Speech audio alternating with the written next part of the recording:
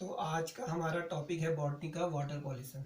तो जैसे कि हम जानते हैं वाटर जो होता है काफ़ी इम्पोर्टेंट फैक्टर है प्लांट्स और एनिमल दोनों के लिए, और इसकी काफ़ी इम्पोर्टेंस है दोनों की लाइफ में। तो हम देखेंगे वाटर पॉल्यूशन होता क्या है, वाटर पॉल्यूशन के लिए रिस्पॉन्सिबल कौन से फैक्टर हैं, और वाटर पॉल्यूशन को हम के इफ़ेक्ट क्या होते हैं, और वाटर पॉल्यूशन को हम कंट्रोल कैसे कर सकते हैं। तो फर्स्ट पे आ रहा है वाटर पॉल्यूशन। वाटर पॉल्यूशन जो है इसको कंट्रोल करने के लिए गवर्नमेंट ऑफ इंडिया ने 1974 में वाटर पॉल्यूशन एक्ट का फॉर्मेशन किया था। तो सबसे पहले आ रहा है causal factor responsible for the water pollution. तो वो फैक्टर के हैं जो वाटर पॉल्यूशन करते हैं। फर्स्ट पे excess use of detergent. Detergent जो होता है वो वाटर की क्वालिटी को काफ़ी तेज़ी से गिराता है। बिकॉज क्या होता है, जैसे कि जहाँ भी हम डिटर्जेंट का यूज़ करते हैं अल्टीमेटली वो पानी के साथ बहता हुआ जाता है और वाटर की क्वालिटी को ख़राब करते हैं। सीवेज। सीवेज एक बहुत बड़ी प्रॉब्लम है, और जो सीवेज होता है ये कई जगह पे क्या होता है डायरेक्टली वाटर पे फेंक दिया जाता है, जिससे वाटर की क्वालिटी कम होती जाती है। थर्ड में इंडस्ट्रियल वेस्टेज। इंडस्ट्रियल वेस्टेज जो होता है इंडस्ट्रीज में, जो इंडस्ट्रियल वेस्टेज होता है उसका डायरेक्ट जो क्या होता है एग्जिट होता है वो कई जगह सीधे कहाँ पे कर दिया जाता है, रिवर्स पे कर दिया जाता है, लेक पे कर दिया जाता है, जिससे क्या होता है लेक पॉन्ड या रिवर्स की क्वालिटी धीरे धीरे कम होती जाती है। इसका एग्जांपल हम ऐसे समझ सकते हैं कि जो बैक्टीरियोफेज होता है, जहाँ फ्रेश वाटर जहाँ तक रहता है वहाँ तक बैक्टीरियोफेज मिलता है। गंगा में हमें हरिद्वार से पहले तक मिलता है, हरिद्वार के आसपास तक मिलता है। उसके आगे से जहाँ से पॉल्यूशन होना शुरू होता है बैक्टीरियोफेज कम होना शुरू हो जाता है और पानी की क्वालिटी ख़राब होनी शुरू हो जाती है, क्योंकि वहाँ से क्या होता है आगे बड़े बड़े शहर शुरू हो जाते हैं और उन इंडस्ट्रीज़ पे क्या होने लग जाता है, पॉल्यूशन बढ़ने लगता है। नेक्स्ट है fertilisers.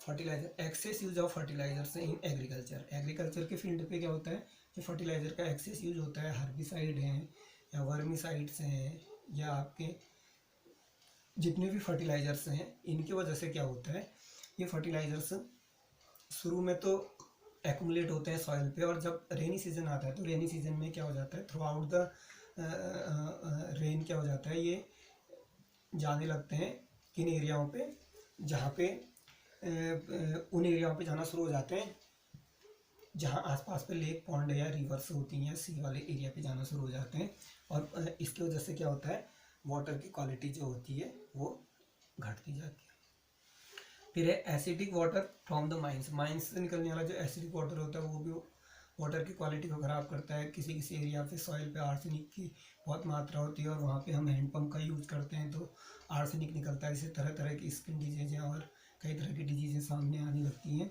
Oil spill in water, ये भी एक बहुत बड़ा सोर्स है सी और ओशन में, जहाँ पे तेल के कुएँ होते हैं या वाटर टैंक कहीं ब्लास्ट हो जाते हैं और पूरा ऑयल स्पिल हो जाता है वाटर पे ही, और एक लेयर बना देता है बड़ी सी, और उस लेयर की वजह से क्या हो जाता है ऑक्सीजन की डेफिशिएंसी हो जाती है, जिसकी वजह से स्मॉल जो ऑर्गेनिज्म होते हैं फाइटोप्लैंक्टन से या जू प्लैंक्टन से उनकी डेथ हो जाती है।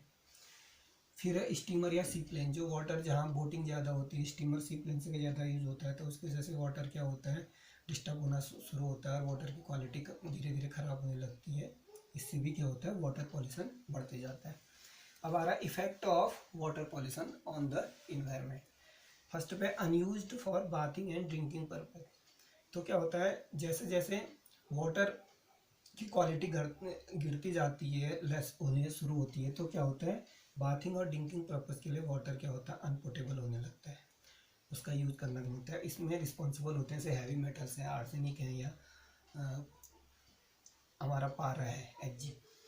ऐसे ही क्या है मरकरी जो हो गया, साथ में है harmful for the nervous system. जो मरकरी होता है ये हार्मफुल होता है नर्वस सिस्टम के लिए, और इससे एक डिजीज़ कॉज हुई थी जापान पे मिनीमाटा डिजीज, जो क्या होती है मरकरी की वजह से होती है, जो नर्वस सिस्टम पे अटैक करता है जब ये वाटर में पॉल्यूशन करना शुरू करता है। Increase water temperature.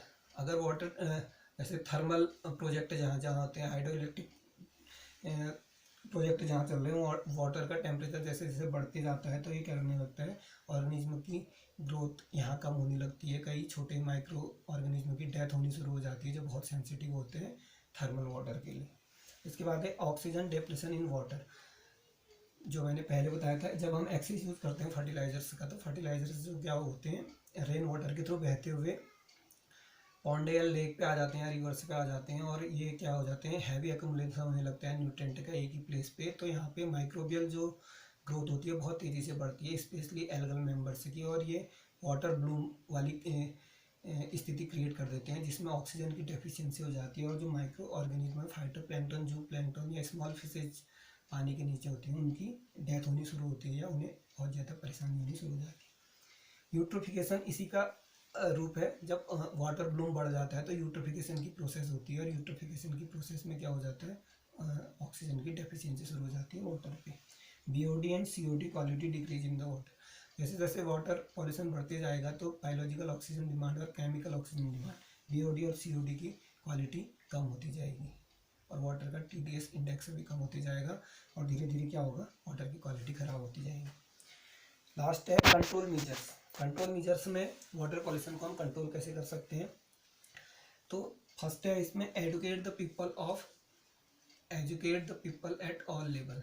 पीपल के बीच अवेयरनेस आनी चाहिए पॉल्यूशन के बारे में, वाटर पॉल्यूशन को हम कैसे कंट्रोल करें इसके बारे में अवेयरनेस जरूरी है। नंबर 2 है कंट्रोल्ड और limited use of good quality detergent. एक तो जो हम डिटर्जेंट यूज़ करें वो गुड क्वालिटी के हो, उसका लिमिटेड यूज हो, एक्सेस यूज ना हो, और प्रॉपर वे में हो, जिसकी वजह से वाटर को पॉल्यूट होने से बचाया जा सके। Purification of sewage and industrial wastage. Sewage and industrial wastage जो है, जब भी ये वाटर पे थ्रो किए जाएँ तो प्रॉपर वे में, वेल इक्विप्ड प्रॉपर मैनर में, अच्छी टेक्निक्स के द्वारा किए जाएँ, जिससे कि वाटर में पॉल्यूशन ना हो।